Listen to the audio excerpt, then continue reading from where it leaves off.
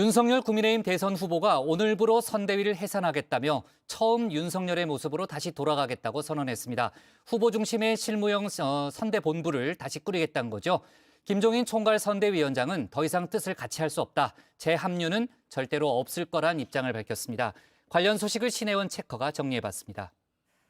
네, JTBC의 가장 빠른 저녁 종합뉴스 뉴스픽5 시작해보겠습니다. 자, 별로 이어진 이 두 사람의 첫 만남, 갈등과 화해, 극적인 결합 끝에 결국은 완전한 결별 수순을 밟게 됐습니다. 자, 오늘 뉴스픽은 국민의힘 선대위 소식으로 채워봤습니다. 하나씩 살펴볼까요? 네, 오늘의 픽 홀로서기, 그리고 결별, 재결합, 요양 더하기 봉사, 마지막은 선수 교체론입니다. 국민의힘 윤석열 후보가 홀로서기를 선택했습니다.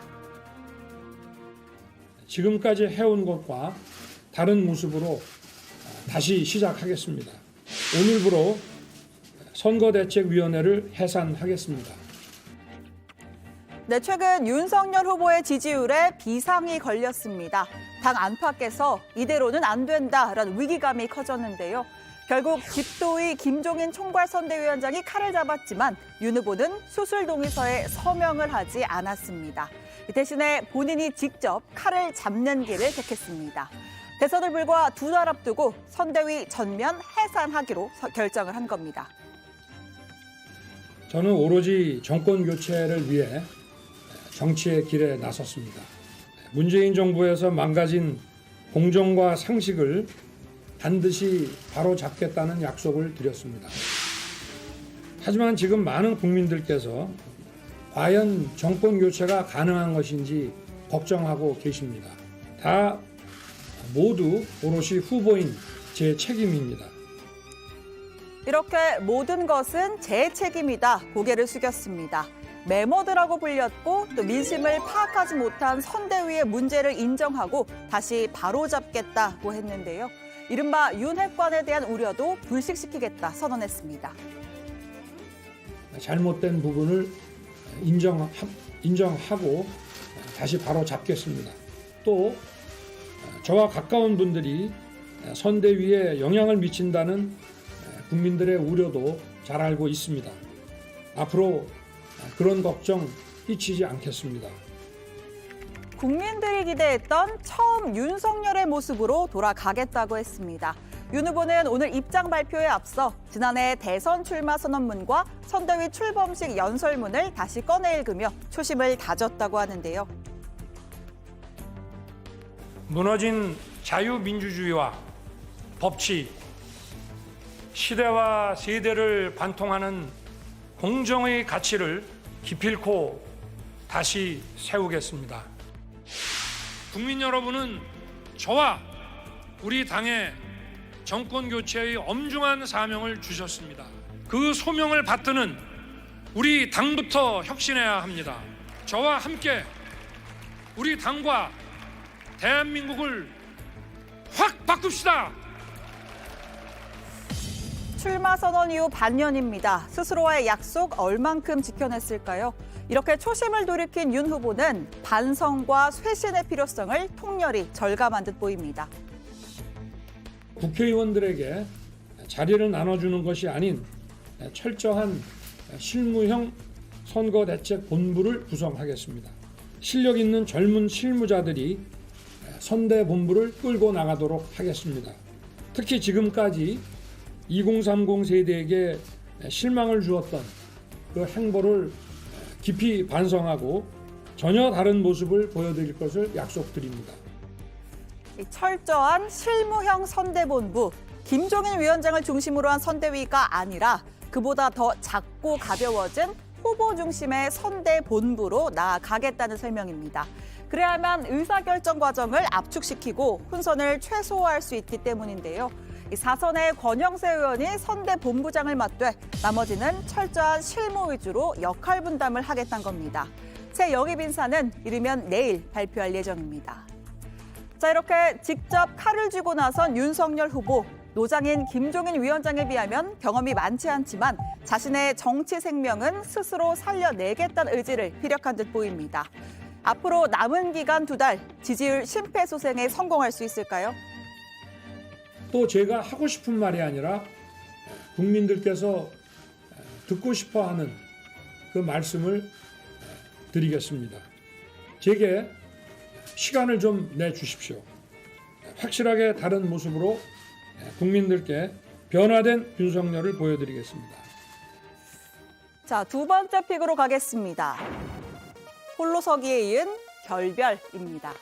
어디서부터 잘못된 걸까요? 선대위 합류 논의부터 숱한 밀당을 거듭하긴 했어도 분명 두 사람은 별의 순간을 향해 달려간다는 하나의 목표가 있었습니다. 김종인 위원장, 윤 후보의 선대위 해산 발표에 완전한 결별을 선언했습니다. 인간이 살아가는 과정에 별의 순간은 한 번밖에 안 와요. 내가 보기엔 별의 순간이 지금 좀 보일 거예요, 아마.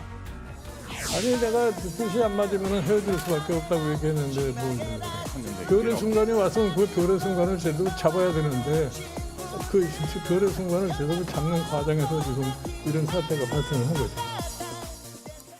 네, 영화 속의 아름다운 이별은 현실 세계에 존재하지 않는 걸까요? 이렇게 별로 엮인 두 사람의 로맨틱한 인연, 이렇게 잔인한 결말을 맞이했습니다. 선대위 해산은 사실상 김 총괄위원장에 대한 경질의 의미도 담고 있죠. 물론 김 위원장은 스스로 사퇴한 거란 입장이긴 합니다. 그 주변의 사람들이 쏟아내는 말들을 봐요. 이런 선대위 구성하지는 안 된다고 처음부터 그랬어요. 전반적인 개편을 하자고 그랬는데 무슨 상황이니 쿠데타니 내가 무슨 목적을 위해서 쿠데타를 했어. 그 정도의 소위 정치적 판단 능력이면은 더 이상 나하고 뜻을 같이할 수가 없어요. 김종인 위원장은 선대위 인사 중에 아무런 이해관계 없이 윤 후보를 도운 사람, 내가 유일했다고 강조했습니다. 소위 자리를 노린 윤핵관과 나는 다르다는 취지입니다. 그 선대위를 굉장히 단촐하게 내가 해달라고 그렇게 얘기를 했는데 그러고서 한 열흘 동안 아무런 소식이 없었어. 그동안에 자기 나름대로 선대위를 다 요란하게 구성해가지고 갑자기 찾아와가지고 이렇게 만들었습니다. 그래서 내가 무슨 놈의 선대위가 이렇게 복잡하냔 말이에요. 김 위원장은 떠나도 윤 후보는 끝까지 완주를 해야 합니다. 왜 헤어졌대? 누가 잘못이래? 말이 나올수록 득보다는 실이 더 많은 상황이죠. 자, 윤 후보는 오늘 아침 김 위원장에게 전화를 걸어서 감사의 뜻을 전하고 앞으로도 많은 조언을 부탁했다고 전했습니다. 김종인 위원장님의 그 연기 발언은 저는 뭐 나쁜 뜻은 아니라고 생각합니다. 아무리 중진 정치인이라 하더라도 적어도 대선에 도전하는 입장이라면은 캠프에서 객관적으로 바라보는 그런 그 조언들을 수용을 해서 거기에 따라야 하는 그런 말씀을 그냥 하신 거지. 그렇게 뭐 저 후보를 비하하는 듯한 그런 입장에서 하신 말씀은 아니라고 저는 생각합니다. 이른바 김종인 사단으로 불리는 금태섭, 김근식 그리고 정태근 실장도 선대위를 떠나겠다고 했습니다. 이들은 말이 통해야 일을 하지라면서 강한 불만을 드러내기도 했죠. 자, 이미 선대위 내 직함을 벌인 이준석 대표, 김종인을 배제하고는 결과적으로 잘된 선거가 없다면서 또다시 후보에게 각을 세웠습니다. 지금 국민의힘 내부에서는 선대위 해산과 함께 이준석 대표의 사퇴를 요구하는 목소리도 빗발치고 있는데요. 그 이면에는 이준석은 결국 김종인 편이라는 인식이 깔려 있습니다. 자, 이 대표 관련 소식은 잠시 후에 상황실에서 자세히 전해드릴 예정입니다. 그 별의 순간이라는 게 그걸 지켜지려면 그렇게 쉽게 가는 게 아니에요. 그 사람들을 어떻게 좀 선택을 해서 쓰느냐 하는 그런 안목이 있어야지 성공을 할 수가 있는 건데 내가 이준석 대표 보고 그래도 당신은 대표니까 윤석열을 당선시켜들어서 최선의 노력을 해야 돼. 만약에 윤석열이가 안 되면 당신의 운명도 같이 끝나는 거란 말이야. 그걸 생각을 해서 좀 선거운동에 열의를 보이라고 내가 얘기를 한 거지. 네, 세 번째 픽입니다. 홀로서기와 결별에 이은 재결합으로 꼽아봤습니다. 자, 홀로서기를 택한 윤석열 후보, 단촐한 실무형 선대본부와 함께 밑바닥부터 다시 시작하겠다는 뜻을 밝혔는데요. 김종인 위원장의 공백을 채울 전략도 마련해야 합니다. 민주당 이재명 후보는 오늘 경선 최대 라이벌이었던 이낙연 전 대표와 함께 원팀을 과시하며 광주 행보를 했습니다. 반면에 윤 후보는 홍준표, 유승민 의원과의 화학적 결합에 실패, 아니 딱히 시도조차 하지 않았다는 평가가 나왔습니다. 경선 직후에 높은 지지율을 이어가면서 당내 지지 기반을 다지는데 소홀했던 것 아니냐는 지적이 나오는데요. 홍준표, 김종인 이 두 사람 사이의 거리감도 적극적 구애를 하는데 방해 요소로 작용했습니다.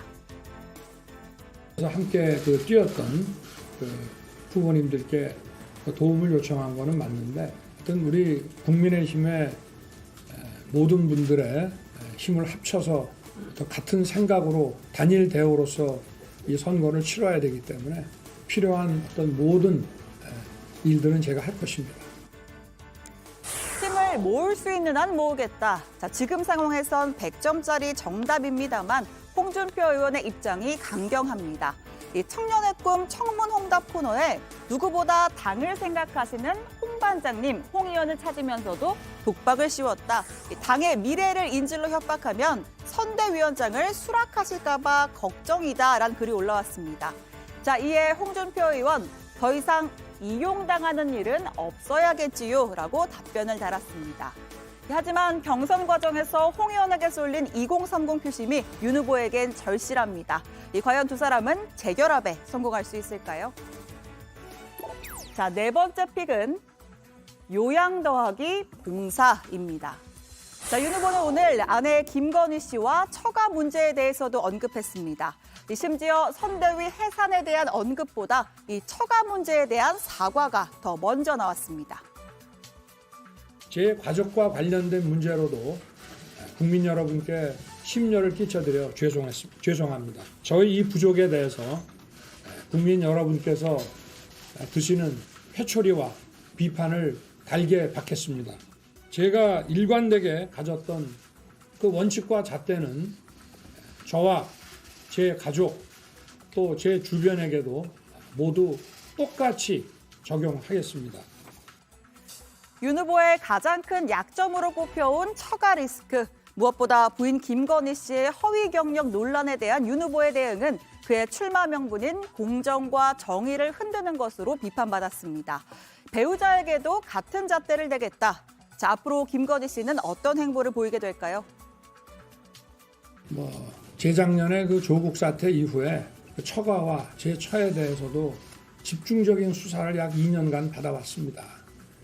그러다 보니까 좀 심신이 많이 지쳐 있고 요양이 좀 필요한 상황까지 지금 있는 상태거든요. 좀 잘 추스리고 어떤 정치적인 운동에 동참하기보다 조용히 좀 할 일을 봉사활동 같은 거든지 그런 걸 좀 할 수 있지 않겠나.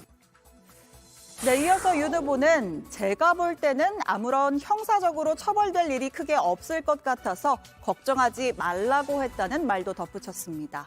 자, 글쎄요. 법적 처벌로만 재단할 수 없는 정의의 문제 분명 존재합니다. 이 사과에 굳이 덧붙이지 않아도 될 설명이었다는 지적도 나옵니다. 오늘의 마지막 픽, 선수 교체론입니다. 자, 윤 후보의 지지율이 주춤하는 사이 야권에서는 선수 교체, 후보 교체론이 솔솔 나오고 있습니다. 후보 교체가 될 것 되려면은 네. 그 지지율에서 이제 두 자리 숫자를 벌어져야 되고, 네. 그다음에 그거를 리드할 수 있는 여론이 있어야 돼요. 제일 중요한 게 현역 의원들이죠, 아무리. 그리고 또 하나는 언론이죠. 그 세 가지가 의견 일치를 보면은 난 가능하다고 봐요. 자, 반면에 김종인 위원장과 더불어서 후보 교체 현실적으로 불가능하다라는 의견도 팽팽합니다. 후보 교체론이 나온다는 네, 게 네. 선거 상황이 정상적이지 않은 거죠. 네, 네. 제가 거듭 말씀드리지만 가장 큰 원인은 후보 본인한테 있습니다. 자, 윤석열 후보 오늘 회견에서 관련 질문을 받고 모든 것은 국민들의 뜻에 달려 있다고 답했습니다. 이 대선 과정 자체가 대통령이 되는 자질을 만들어가는 과정이라고 덧붙였습니다. 모든 것을 국민들께 맡길 생각이고요. 선거운동이라는 것은 정부의 최고 의사결정권자가 되는 단순한 경쟁만이 아니고 그러한 자질을 만들어 나가는 과정, 또 국민들의 뜻이 어떤지를 또 자기가 그동안 몰랐던 것을 또 깨달아가는 과정, 배우는 과정이라고 저는 생각을 합니다. 네, 국민의힘 선대위를 중심으로 한 뉴스픽 여기까지입니다. 들어가서 더 이야기해보겠습니다. 뉴스픽 5였습니다.